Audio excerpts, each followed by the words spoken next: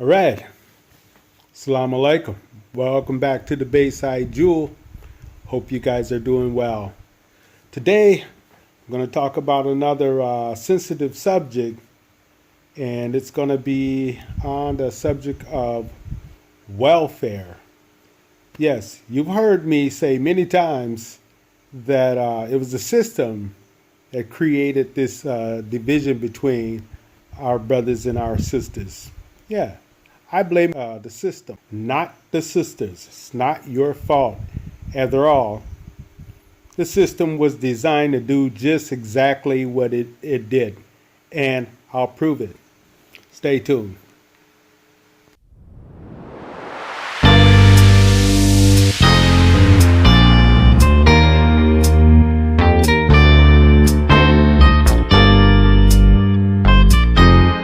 Here you go.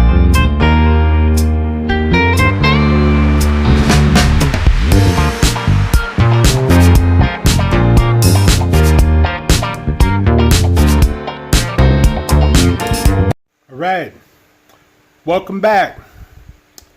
Yes, indeed. So, yeah, Brother Bay is here. We're going to talk about this.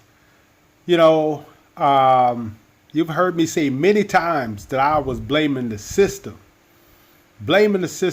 on our relationships there in America between melanated people, brothers and sisters. So let me get started and let me go on and do this thing. And before I do, let me just say that I do not blame my sisters for any of this. As I said earlier, it was a system that was designed to separate us. And here's how. Check it out. First of all, let me get started by saying the system that gives billions of dollars, maybe if not trillions of dollars annually to our sisters and different people on welfare.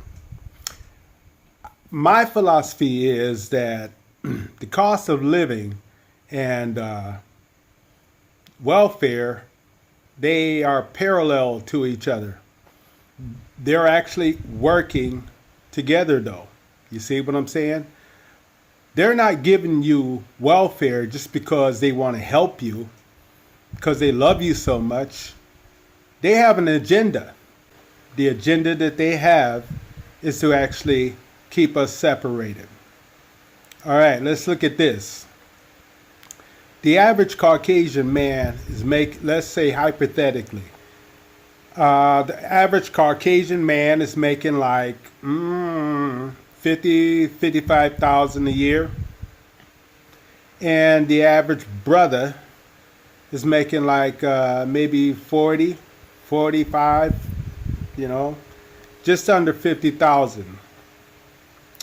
So this Caucasian man with his salary, they're making sure that he's able to provide for his family, pay a mortgage, pay for his children's daycare off of his salary. Now, with the brother's salary, he's not quite able to pay for a mortgage. He's not able to,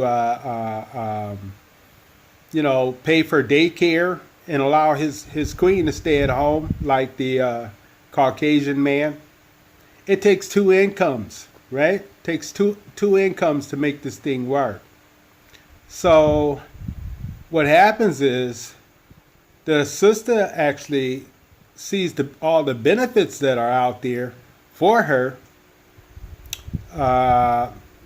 Section 8, low-income housing, SNAP program, WIC program, daycare. She sees all of this. Now, there's only one catch to it. She can't have a man in the house.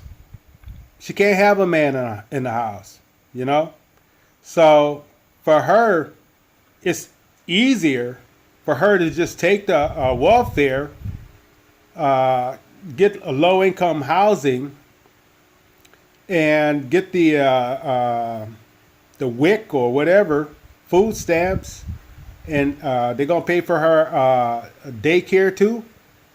It's a win situation for her. In many cases, she's even also allowed to work. Yeah. So now she's able to get her a car, some transportation.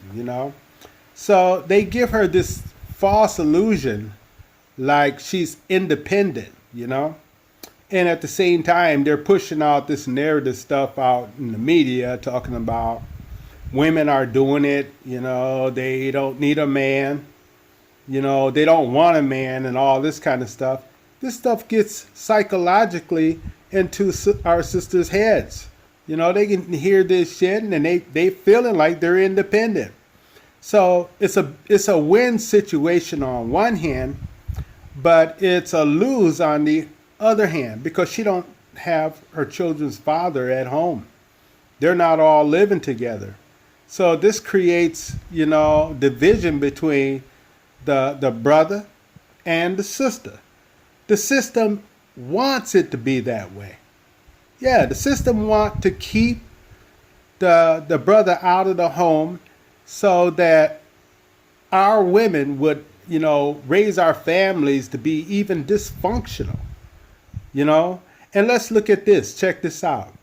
If you were to ask a Caucasian woman who's the breadwinner in the house, or do she depend on welfare?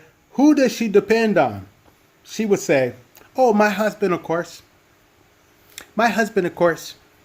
That's what she would say. She would say, oh, yeah, he's definitely the breadwinner. I just stay home and take care of the children. Oh, hands down, my husband. Now, let's ask that sister the same question. Who does she depend on? Her husband, or how is she getting by? She would says, well, I'm not married. I don't have a husband, but, right now I'm on welfare. Welfare, so definitely I would say welfare. That's exactly how the system was designed, y'all. Can't you see this? To divide us, You take the man out of the house, man, and the house is actually weak without the man in the house. The family structure is weak without the man in the house because it takes balance. It takes balance in a home, especially when you have children. So you wonder why a lot of our children, I won't say all of them, because some really good mothers out there that be on their children, but it's been proven. Children that have two parents in the home, they they're more successful. They have a balance about themselves because there's duality. You got the feminine energy, and you also got the masculine energy. So this was a system designed to destabilize us, you guys. They're not giving out all this money because they love you. No, they got an agenda, because when they get these sisters on welfare, and get them in these low-income housing and stuff like that, they tell them that they can't have a man in the house. They can't have a man in the house. So with this brother's salary, he ain't able to do all of this stuff that the Caucasian man is doing. And I'm just talking about average people. Now, if you look at a Caucasian man with a master's degree and a brother with a master's degree, 9 times out of 10, that Caucasian man is still getting paid more money than the brother. They're going to look out for their own people, y'all. Yeah. So this is how I see it. The cost of living, they're going to make sure that their people are able to survive, mortgage, raise a family and all that kind of stuff. But with this brother's salary, on average salary, he ain't going to quite be able to pull out all of that. So the sister sees a way out. She accepts the welfare because she's going to get her rent paid, low-income housing. It's going to be Section 8. It's going to be WIC, after-school program, or daycare, whatever she wants. And in many cases, she's also allowed to work a few hours.